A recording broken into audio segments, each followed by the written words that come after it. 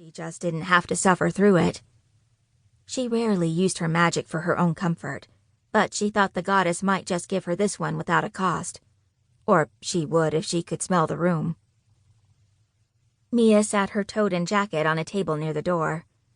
She pulled out a notebook and a pen, then headed for the first stack of boxes. She'd gather like items together first. Then she'd try to estimate what she had so she could start stacking the food in groups. Magic Springs, Idaho was just north of Boise and near Sun Valley. The ski lodge had been built in the 60s and catered to the rich and famous then and now. The problem was, people who worked in the area didn't always have the money for basics like food and school supplies, especially in the larger families. Her grandmother was on the local sorority who supported several community outreach programs like the food bank.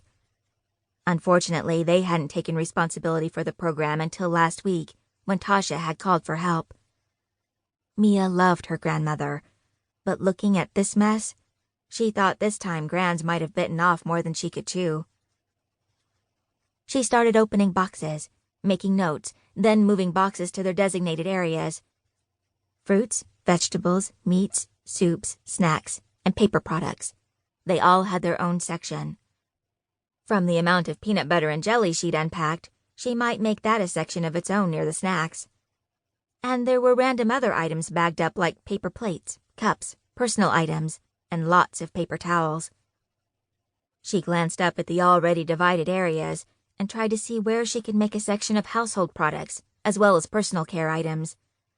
No wonder Tasha had become overwhelmed. She pulled out a package of diapers. And there was another section she needed to set up. Baby items. She rocked back on her heels, ready to call it a day.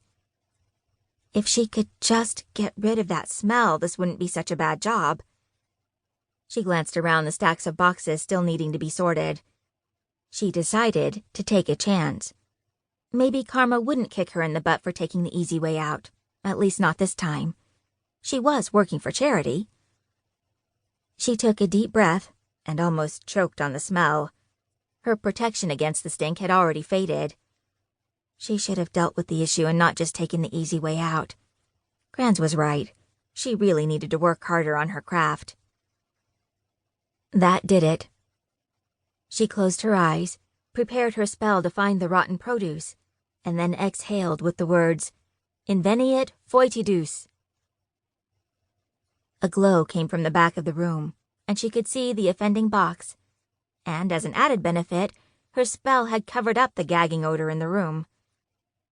She cleared away to the leaking box, shoved it in a trash bag without even opening it, running the bag outside to the dumpster in the alley. 10 minutes later, she'd sprayed and cleaned the area, putting the used paper towels in another bag, and when she'd taken that out, the odor was gone. Not just hidden, but gone. Thank the goddess. Mia went back to her charts and lists and broke open another box that this time held canned green beans. A noise came from the front door, and she looked up to see Priscilla Powers enter the warehouse. Priscilla was one of Grans' friends from the local coven and had tried to recruit Mia after finding out Mia wasn't practicing in Boise. A fake smile curved the newcomer's lips. Mia, so nice to see you again. I didn't know you were up from town. Boise wasn't that far away from Magic Springs, but everyone here seemed to think it wasn't drivable in a few hours. They also thought Boise was filled with traffic and crime and all sorts of big city vices. Really, the opposite was true. Boise was the biggest little town there was. Good afternoon, Priscilla.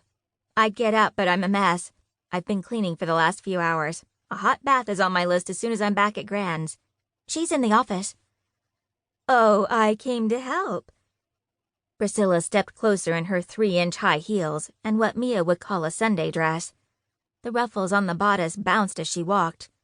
Not quite a work outfit. It's crazy dusty back here. I hate to see you get that lovely dress dirty. Or break a nail. Mia pointed to the office. I'm sure Grans and Tasha could use some help with the flyers they're developing. I believe they're having trouble with the software. I guess I'm being called to help the technologically challenged. The smile she put on her face